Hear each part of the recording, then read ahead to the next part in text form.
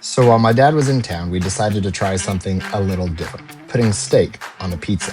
The plan was a barbecue steak pizza for us and a classic cheese pizza for the wife and kids. Everything we cooked on Blackstone today, and starting with a good steak that we're going to cook on the flat top first before it ever goes on the pizza in the Blackstone Pizza Oven. For the seasoning, you saw I'm using the Cattle Call from Fire Wrangler. Nothing fancy here, just a solid steak seasoning that works really well with beef. After that seasoning goes on, I let the steak sit for about 45 minutes for a quick dry brine. That little bit of time helps the salt pull into the meat and really builds flavor before it ever hits the heat. While that steak is resting, I'm getting the toppings ready, starting with some white onion. I like a little bit of crunch and bite on a barbecue pizza, and onion does a great job balancing the sweetness of the sauce.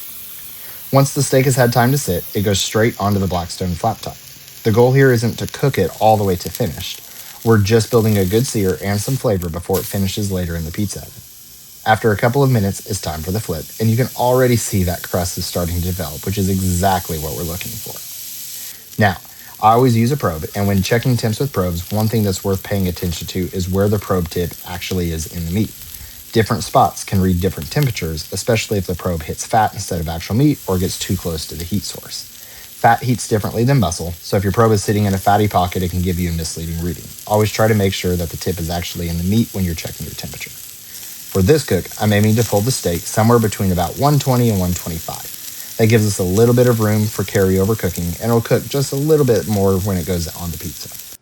Once it hits that range, the steak comes off and goes straight to the cutting board to rest. And definitely don't skip the rest.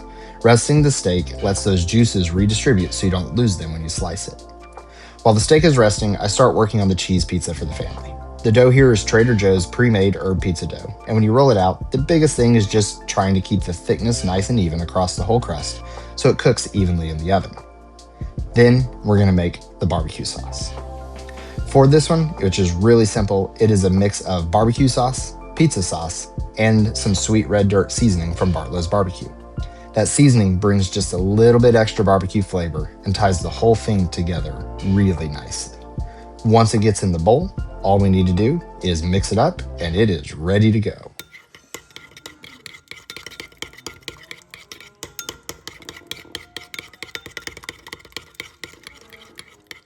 By now, the steak has had time to rest, so it's time to slice it up. You can see it stayed nice and juicy, and honestly, the hardest part here is just not eating all of it before it ever makes it onto the pizza.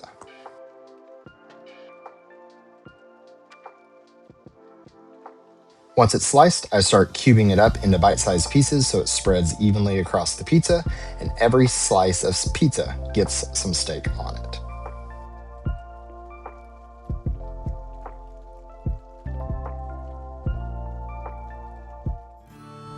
With that done, we start building the cheese pizza first. All it takes is just a simple, light layer of sauce, which is coming from Trader Joe's like I mentioned earlier. Then when we add the cheese, we're also using a pre-made pizza blend cheese straight from the grocery store, and it has mozzarella, cheddar, and provolone. You can see here we're just spreading it out, making sure we have full coverage without too many lumps and clumps, and then we're going to add the cheese with the same type of thing. Trying to make sure that it is spread all the way across the pizza, and we've got good and even coverage around the pizza.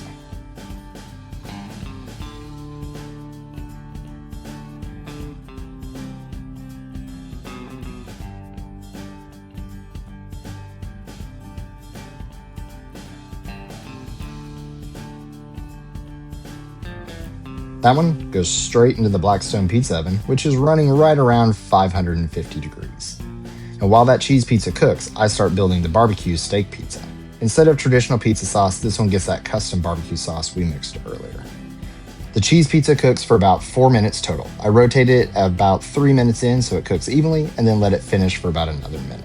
You can see here that the parchment paper underlayer I have sometimes releases because the crust is now already cooked, and I pull it out because it's already served its purpose just to help with transfer and make sure that before the cheese starts melting, if any of it falls, it doesn't make a mess inside the pizza.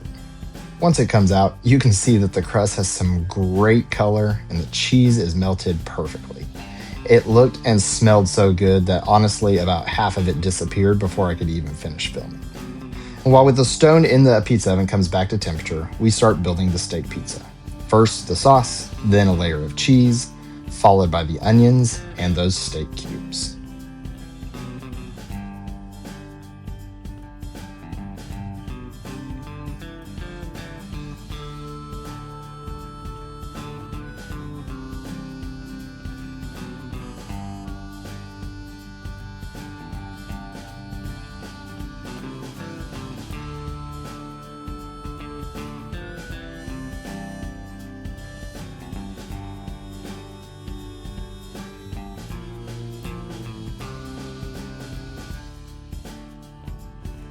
One trick I like to use with heavier toppings is putting cheese both under and on top of the toppings. And that helps everything stick together and keep the pizza from falling apart when you're moving it and when you slice it. Once it's loaded up, the steak pizza goes into the pizza oven. And just like the first one, we're going to cook it for about 3 minutes before rotating it to finish the cook.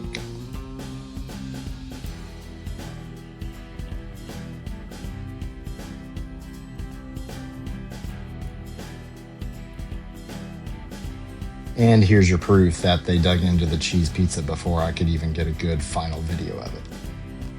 After that final minute, the steak barbecue pizza comes out looking incredible. The steak stayed tender, the onions kept a little bit of crunch, and that barbecue sauce caramelized just enough in the oven. To finish it off, we added a couple of toppings after the cook. Cheese pizza got some cream cheese stuffed sweet picante peppers, and the barbecue steak pizza got a drizzle of hot honey, which adds just a little bit of sweet heat on top. In the end, it turned out even better than we expected. One steak was plenty for the whole pizza, and the flavors worked really well together, and it's definitely something we'll be making again.